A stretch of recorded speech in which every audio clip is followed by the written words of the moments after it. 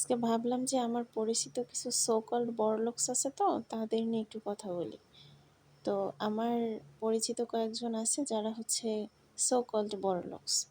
তারা হচ্ছে অন্যকে ছোট করে, নিজেদেরকে খুব বড়লোক বলে দাবি করে। আসলেই কি বড়লোক?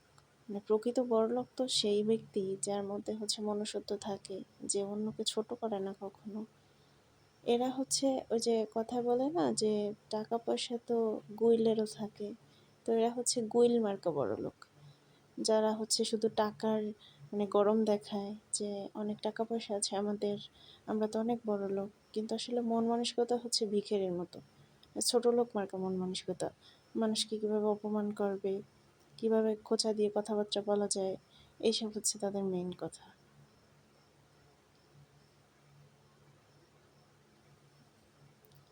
কি বলবো, এদেরকে আসলে মানে কিছু বলাও যায় না, আর এদেরকে নেওয়াও যায় না।